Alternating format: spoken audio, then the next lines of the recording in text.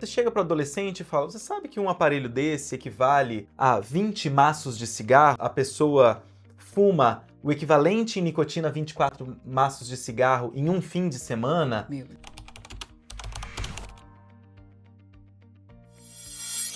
Este é o Circuitos Clínicos, uma série de podcasts para discutirmos neuromodulação na prática clínica, de forma baseada em evidências e conectada com a nossa realidade. E em cada episódio eu converso com especialistas da área e hoje, para abrirmos essa série, não tinha como não convidar esse super pneumologista, amigo, acho que irmão, já é da família, sabe, gente? Apresento a vocês hoje para falarmos sobre tabagismo, Dr. Cláudio Rezende. Obrigada, amado. Obrigado Adnê, eu adorei esse nome, Circuitos Clínicos. Achei que tem tudo a ver.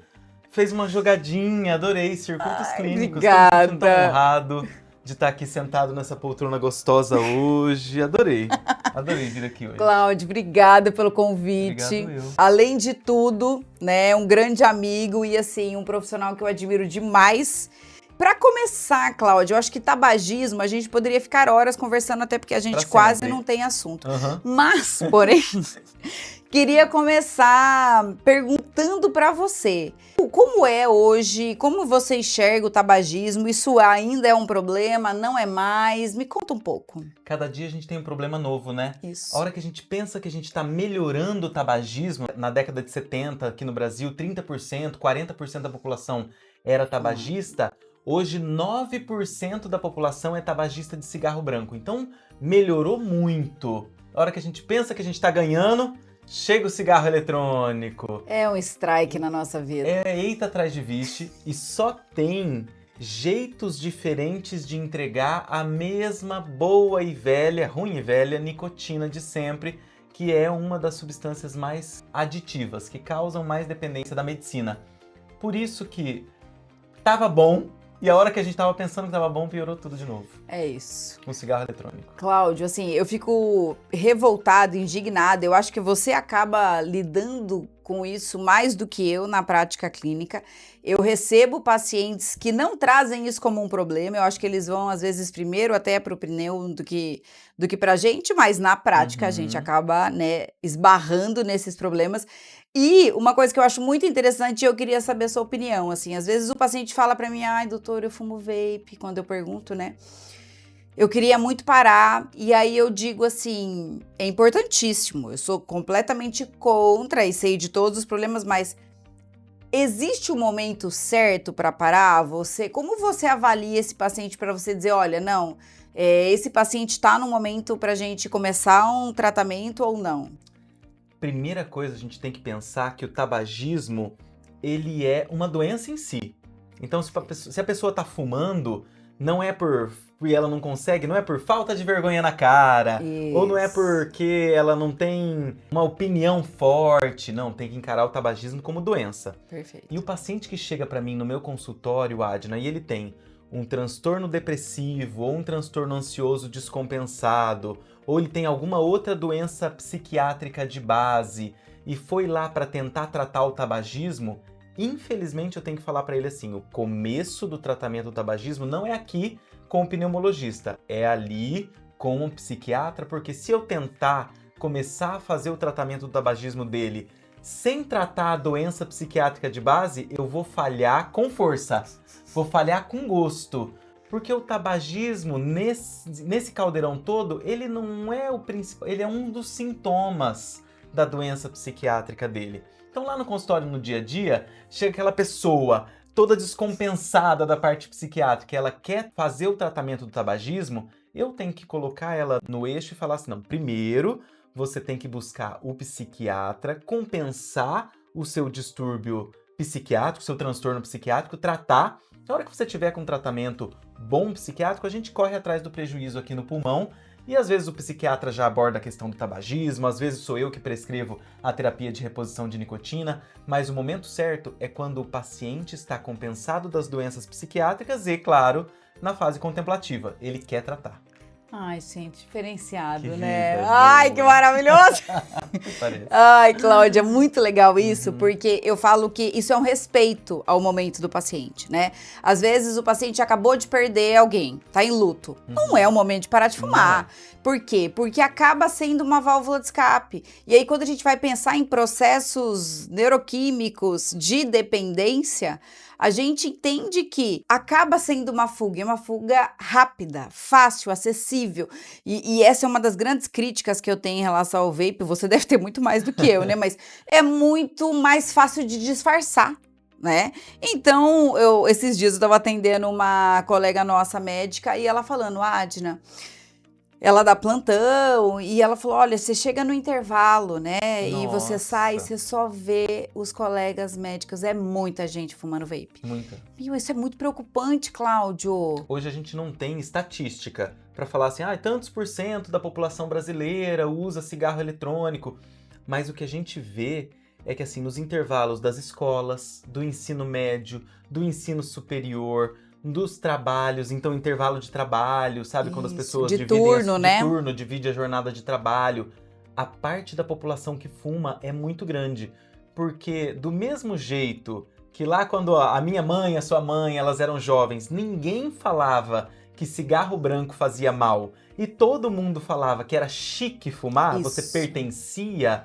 Hoje em dia, o pertencimento tá no cigarro eletrônico.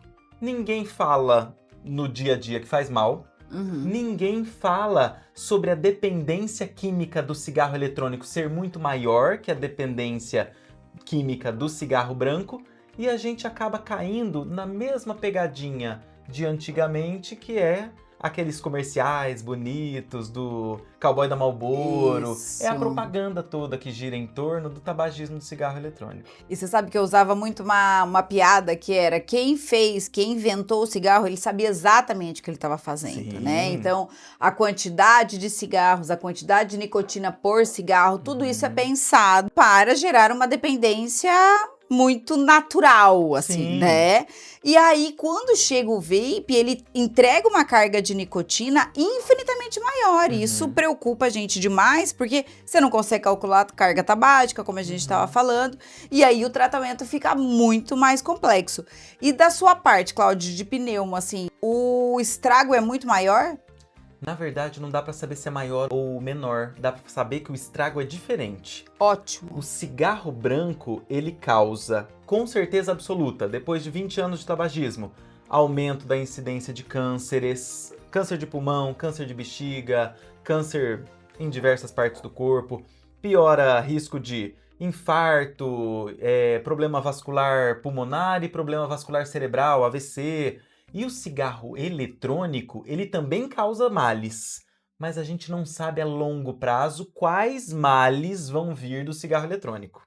A gente sabe que vai vir, porque tem metal pesado, tem substâncias sabidamente cancerígenas dentro do cigarro eletrônico, mas a gente não sabe se faz mais mal ou menos mal. A gente sabe que o mal é diferente. A gente sabe que o cigarro eletrônico, ele piora as bronquites agudas, as rinites e as rinossinusites agudas. E ele, na pessoa que já descompensa no inverno, ele descompensa ainda mais as doenças respiratórias do inverno. Então é uma gama de doenças que ele tem esse potencial de poder piorar, que a gente não consegue colocar na balança quem que é pior.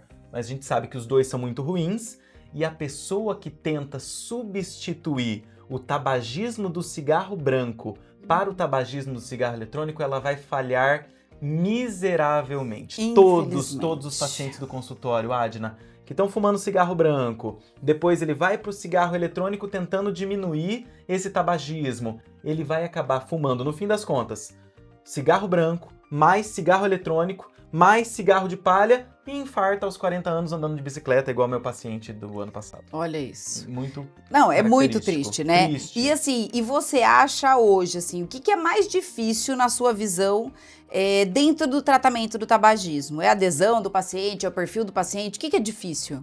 Eu acho que o difícil do tratamento como um todo, primeiro é achar uma droga, né? Porque cada pessoa tem a sua droga. Você sabe, né? Lógico! Cada pessoa tem a sua droga. Aqui no Brasil a gente tem o problema de não ter disponível a vera-aniclina, que antes Sim. era chamada aqui de Champix, que no exterior tem ainda como nome comercial Chantix, mas é a vera-aniclina. E era era uma medicação muito boa, porque ela ia ali no receptor nicotínico no cérebro, ela se acoplava ao receptor nicotínico sem ativar esse receptor. Isso. E o paciente, a hora que ele ia fumar, a fumaça entrava, a nicotina caía na corrente sanguínea e ele não sentia o prazer. Então ele não dava aquela relaxada depois da tragada e ele acabava tratando a dependência química com essa medicação, que é a vera-aniclina, que a gente tá órfão de vera-aniclina no Brasil. Já faz algum tempo, Já né? faz uns 5, 8 anos que aqui no Brasil a gente não encontra mais para vender. Mas tem a cistiziniclina, que está para ser aprovada agora em julho de 2026. No segundo semestre de 2026, ela está no processo de aprovação pelo FDA. Olha. Vários países já têm a cistiziniclina, Canadá, alguns países da União Europeia. Então, a gente consegue vencer o maior desafio, que é esse desafio de tratamento da dependência química com outro medicamento, outra substância química, a gente vai conseguir vencer em breve, porque o que a gente tem hoje de arma para lutar contra tabagismo aqui no Brasil é muito pouco para toda essa explosão de número de tabagistas que a gente tem. E você sabe, Cláudia, uma coisa que eu falo, né? São normalmente 3 dependências. Você tem a dependência física, que é a nicotina, a dependência emocional, então o cigarro é meu amigo, eu preciso de uma válvula de escape, eu tô muito estressado, e uma dependência comportamental. Exato. Então eu sento, é meu momento, eu vou ler. Eu lembro até hoje, na época da residência, uns 2 anos atrás, mais ou menos, que a gente terminou, né? Pouca coisa. Faz pouca coisa. Faz pouca coisa. Pouco tempo. É. E aí, pra quem não sabe, tá, gente? Cláudia, meu amigo, desde antes da faculdade, mas a gente se formou junto, Verdade. né? Então... E aí eu lembro que esse paciente falava assim, ele chegava do trabalho, ele sentava pra ler o jornal, né? Porque hoje a gente nem compra jornal, né? Foi a dependência comportamental a mais difícil pra ele. Olha só. Porque era o ritual. O que ele fez? Ele arrancou a poltrona da varanda, que era onde ele sempre sentava para ler o jornal e fumar. Ele parou de ler o jornal e tirou a poltrona. Isso até dessensibilizar, porque a gente tem o que a gente chama de emparelhamento de estímulos, né? Por exemplo, por o cigarro ser um prolongador de prazer e liberar dopamina, ninguém fuma porque é ruim. Fuma, né? Porque é gostoso, porque relaxa, sensação de bem-estar. E é rápido, né? Eu tenho pacientes, Adna, aqui no consultório, eles falam que eles preferem fumar um cigarro a ter um orgasmo. Porque o orgasmo dá trabalho. Orgasmo dá trabalho. Tem toda uma questão envolvida. Tem, entendeu? Mas é isso. E por isso que é muito comum, depois de uma relação sexual, óbvio, né? Bem feita, com qualidade, você costuma fumar. Quem fuma. Por quê? Porque eu quero prolongar essa sensação de prazer. Depois que eu como, é muito comum fumar. Eu tomo uma cerveja, eu fumo. O comportamental. Percebe? Isso é emparelhar estímulo. E aí, quando eu, por exemplo, comi, e aí eu gosto de fumar depois, eu escovo os dentes. Peraí, eu quebrei, entendeu? E aí eu não tenho, até por exemplo, o café, né? Muito comum. E aí você tira o sabor do café da boca, quando você coloca o cigarro, fica esquisito com o gosto da pasta de dente. E aí você desemparelha estímulos. Então, por isso que eu digo, né? É muito complexo tratar, por quê? Porque eu tenho uma dependência física que é dificílima, a fissura, o craving, é muito difícil de lidar com isso, mesmo que a gente fale pro paciente, vai demorar 5, 7 minutos, vai passar, mas parece eterno, são eternos. Né? E a gente tem uma questão comportamental e emocional, né? Então, eu vou tirar o cigarro e eu vou colocar o que no lugar? Então, eu vou colocar comida, né? Uma paciente minha parou de fumar, começou a comer M&M, ela ganhou 20 quilos. Então, existem todas essas questões, assim. Né? Eu vou pegar para te mostrar de novo, que acho que o pessoal de casa não conhece. Boa. Sobre a parte comportamental, esse daqui é um cigarro eletrônico, não tem no Brasil, então não tem problema mostrar a marca aqui, né? Mas é um cigarro eletrônico moderno e ele tem uma tela touchscreen que mostra a hora, que está desregulado, agora não são 2 horas da madrugada, apesar de parecer. E daí ele tem assim, você pode escolher se é muito, médio ou pouca substância, ou pouca nicotina. Você pode dar o play na sua música, Spotify. você pode ligar ele com o seu smartwatch, você pode ver o calendário, você tem joguinhos aqui, eu não sei como é que eu coloco os joguinhos, que eu não sei mexer, não é feito pra minha faixa etária esse tipo de dispositivo, mas é o que você comentou, Adna, de dependência não é só física, também é comportamental, uma dependência psíquica. Isso, olha É que grave fumar isso, gente. E jogar o joguinho e olhar no calendário e ter um dispositivo que faz mais de uma coisa, pra te deixar mais dependente ainda, cada vez mais dependente. E aí, eu penso assim, né? Uma das coisas que a gente vai trabalhar no tratamento é tirar os gatilhos dessa pessoa. E aí ela joga esse joguinho enquanto ela fuma. Olha, Gente, ela viu esse joguinho em outro lugar, ela vai ter fissura de vai cigarro. ter que tirar o cigarro eletrônico e dar um Tamagotchi. Isso! Eu não sei o que é Tamagotchi, não é do meu Tamagotchi tempo, não é do meu tempo, da minha época. Imagina.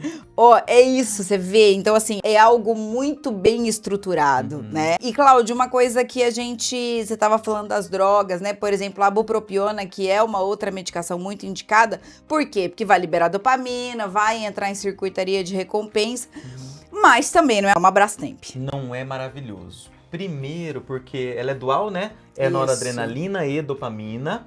E a hora que o paciente ele começa a fazer uso da medicação, ele vai ter sempre o efeito colateral. Então, o paciente que já é muito agitado, às vezes ele piora a agitação. O paciente que já tem insônia, ele pode piorar a insônia. E a gente tem a limitação dos pacientes adolescentes, que a gente vai usar, às vezes, off-label. Então, Isso. na bula é a partir dos 18 anos. Eu já prescrevi para adolescente porque estava muito difícil o tratamento e não tinha outra arma para conseguir lutar. É o tipo de situação, você vai pesar custo-benefício. Sim. Né? E a gente não pode, às vezes, dar para uma criança, porque hoje em dia a gente trata de crianças. Meu Deus! No consultório tem tabagismo de cigarro eletrônico de 12, 13 anos de idade. Meu Deus. É do dia a dia isso. E também tem o histórico de convulsão. Eu não posso lançar a mão dessa droga para paciente que tem histórico de síndrome convulsiva, porque é um risco de acontecer novos episódios convulsivos. Então a gente fica de mãos atadas. É uma boa medicação? É. Mas para algumas pessoas. Isso. Tá? Tanto que eu lembro, mesmo na época da residência, que a gente tinha que seguir o protocolo do INCA, né? Que era entrar com os adesivos, goma, ibupropiona. Muitas vezes a gente não usava bupropiona como primeira opção. Então entra com um ISRS, uma fluoxetina. Se esse paciente tem um padrão mais ansioso, organiza a ansiedade, e aí a gente entra com a bupropiona. E aí, assim, é uma boa opção. Não é a melhor, mas assim, é o que temos para hoje. O que tem para hoje no Brasil. É isso. Mas nós temos algumas coisas diferentes, né, Cláudio? Porque a gente não gosta do básico, a gente gosta né? de inovar. A gente gosta da tecnologia. A gente sabe mexer naqueles negócios? Não sabe. Se vocês soubessem há quantas horas a gente tava aqui para conseguir gravar um episódio, gente, e que se não fosse nosso Master Blaster Neivo, verdade. a gente não tinha conseguido. O analfabetismo digital, ele tem nome e sobrenome, mas tá tudo bem, a gente vai se acostumar, vai dar tudo certo. Mas a gente gosta da tecnologia, a gente só às vezes não sabe mexer. A estimulação magnética transcraniana, para quem nunca ouviu falar, é um tratamento que a gente usa para muitas coisas, né? Na psiquiatria, a gente usa uma bobina específica, que é a bobina em 8 ou a bobina H, e a gente consegue estimular ou inibir regiões cerebrais pensando em tabagismo, depressão, ansiedade, muitas coisas. E uma coisa que eu acho muito interessante, pensando no protocolo de tabagismo dentro da estimulação magnética, é que a gente tem 2 protocolos, a gente pode usar tanto um protocolo excitatório, que é um protocolo muito parecido com o que a gente usa para a depressão, então região esquerda, córtex pré-frontal, dorso lateral, e é excitatório justamente para ajudar esse paciente a ter mais controle inibitório, tá? E, por exemplo, na depressão eu tenho isso apagado também, então a gente melhora a autorregulação desse paciente. Não necessariamente que eu diminua o craving. Eu consigo fazer com que ele lide melhor com a fissura. Entendi. Então, eu falo que é um freio nesse sentido, né? É difícil a gente conseguir tirar o craving, né? A gente usa até para outras coisas, e quando eu tenho um craving muito aumentado, a gente faz um protocolo inibitório do lado contrário. Mas é interessante isso de pensar que eu acho que isso só fortalece a ideia, que é o que a gente já sabia há muito tempo, que não é preguiça, né? O paciente que fuma não é porque ele não tem vergonha na cara, ele tem uma alteração cerebral. Eu tenho um curto-circuito numa região e que se eu não fizer nada quimicamente ou fisicamente, por exemplo, com a estimulação magnética, eu não consigo fazer esse paciente se controlar e aí parar de fumar. E eu vejo assim, ó, também, que a gente precisa lançar mão de uma tecnologia nova porque as que a gente tem, elas não são eficazes. Para o paciente que tenta parar de fumar sozinho, ele tem 3% de chance de conseguir sucesso. Para o paciente que tenta parar de fumar e usa somente a terapia de reposição de nicotina, que é o adesivo e a goma de mascar, o adesivo e a pastilha, ele tem 25, 30% de chance. Já aumenta bem, mas está muito longe do 100%, né? Se ele já coloca uma droga, então ele está usando a força de vontade, ele está fazendo uma terapia cognitivo-comportamental que seja, ele está usando os adesivos, usando a goma e está tomando um comprimido de bupropiona, por exemplo. Ele tem uma chance de 35% de sucesso, Adna. É muito baixo. É muito pouco. Então, se a gente tem uma EMT, uma estimulação magnética transcraniana, que vai aumentar a efetividade desse tratamento, ia ser muito bom. Por que esperar falhar tantas vezes? E a gente sabe que os pacientes, é normal eles terem esse tipo de falha, né? A gente fala isso, a regra é a recaída. A regra é a recaída. Então, para o homem são 4 recaídas em um ano, para a mulher são mais ou menos 5 recaídas em um ano. Se a gente tem como diminuir isso com um tratamento tão moderno, por que não lançar mão? É isso, né? Ótimo. É lógico que a gente sabe que muitos estudos ainda são necessários, né? Eu não sou a favor de modismo, mas o que a gente hoje já tem de evidência mostra que estamos indo por um caminho muito promissor. Lógico, não é tão acessível ainda financeiramente, são poucos profissionais bem capacitados que aplicam essa técnica, porque ela é muito técnico-dependente, né? Então, isso é importante, mas eu vejo que um perfil desse paciente com uma dependência muito alta, uma refratariedade, então ele vai perdendo a motivação, porque ele vai se frustrando. Claro. Não é? Tanta falha, né? Sim, ele vai falar, gente, eu não dou conta mesmo, eu vou fumar, vou morrer de infarto. E não necessariamente, a gente tem aí mais uma possibilidade terapêutica que eu vejo, e entendo uma grande limitação de acesso, principalmente, mas eu acredito que eu sou cética em relação a qualquer tratamento milagroso. Não acho que seja milagroso. Mas eu acho que vale a pena tentar, assim, eu vejo como uma boa possibilidade. Claramente, e aí eu acho que, né, tem tudo a ver com a nossa forma de trabalho, a estimulação magnética ela não entra como salvadora da pátria, ela é coadjuvante. Então, a gente vai ter que fazer um tratamento multidisciplinar, então esse paciente vai estar comigo, com o psiquiatra, vai estar com você, muitas vezes vai estar com o terapeuta para trabalhar essa motivação e alguns outros especialistas se precisar, mas o mais interessante que eu vejo é que a gente consegue, de alguma forma, ajudar esse paciente. A gente precisa, Adna, entender que o modo de entrega da nicotina mudou, evoluiu. Antes, no cigarro branco, era a nicotina freebase, é a nicotina em base livre que fala, que arranha a garganta, que era um pouco desagradável. Depois chegaram os pods, os mods, os vapes, que é nicotina em sal. Daí a nicotina em sal, ela não arranha a garganta, ela chega na corrente sanguínea com muito mais eficiência, muito mais rápido. E essa nicotina em sal sintética, ela causa uma dependência muito maior, porque as doses são muito mais altas. Então as medicações que a gente tem hoje do dia a dia não estão mais funcionando. A gente precisa lançar mão de tecnologias mais modernas, mais evoluídas, por exemplo, a EMT, para correr atrás dessa nicotina que é tão mais viciante que a nicotina de antigamente. Eu tenho outra coisa para te mostrar. Não sei se você conhece. Gente. Isso são pouches. Você já ouviu falar alguma vez na sua vida? Eu acho que uma vez um paciente me mostrou. Isso! Que eu falei, o que é isso? Os pouches, eles são saquinhos, eu vou pegar com a minha mão. Isso.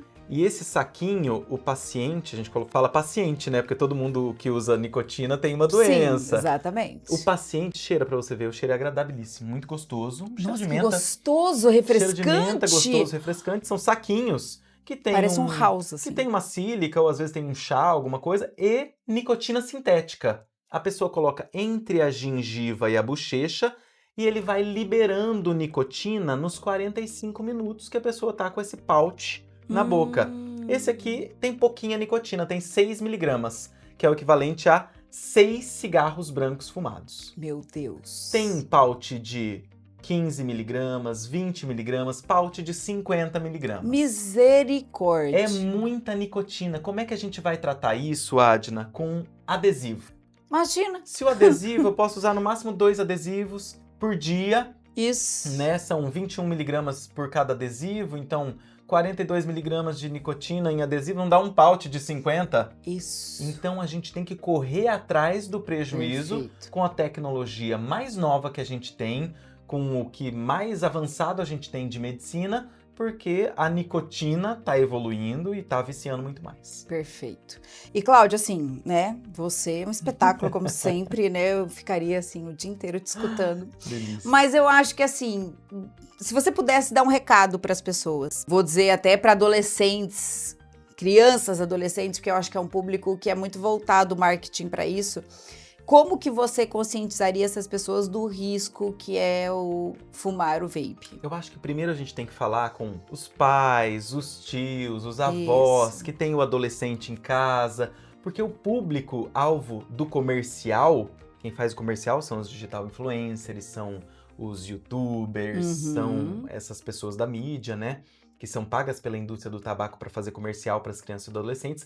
A gente tem que conscientizar os pais que não é para você falar assim, não fume, fumar é ruim, fumar faz mal, Dá câncer! dá câncer. Não é esse tipo de abordagem que vai ser o mais efetivo. A abordagem mais efetiva é aquela da conscientização.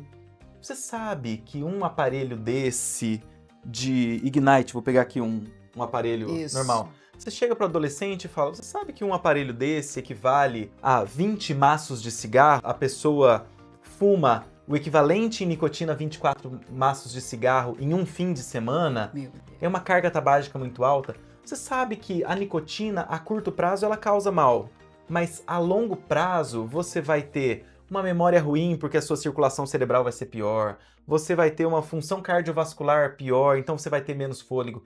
É abrir aquela caixa dos malefícios para tentar conscientizar Perfeito. a criança e o adolescente e também deixar um ambiente seguro para contar. Se você está fumando, fala para o pai, fala para a mãe, Isso. para buscar um tratamento com um especialista, porque parar de fumar sozinho é muito difícil. E outra, né, Cláudio, quando você dá essa abertura, primeiro que se eu posso falar sobre o assunto, isso já deixa de ser um tabu. Sim. Então, pra mim, já é fundamental, assim. E eu acho que entender, eu sou muito a favor dessa abordagem, porque eu falo, se nós, adultos, com uma estrutura psíquica teoricamente mais bem estruturada, né, mais bem elaborada, se eu chego com muita agressividade, dizendo, olha, esse comportamento seu é muito inadequado, a gente vai reagir Ficar na defensiva. na defensiva. Então eu não vou escutar o que você tá me dizendo, eu só vou ficar com raiva de você.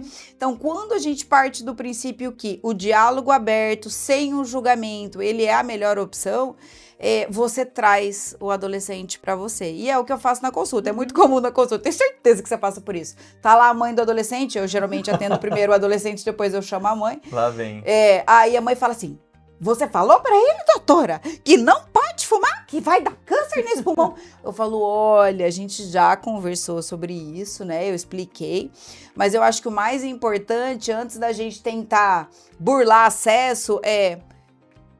Por que você tá fumando? Por que você precisa dessa aceitação?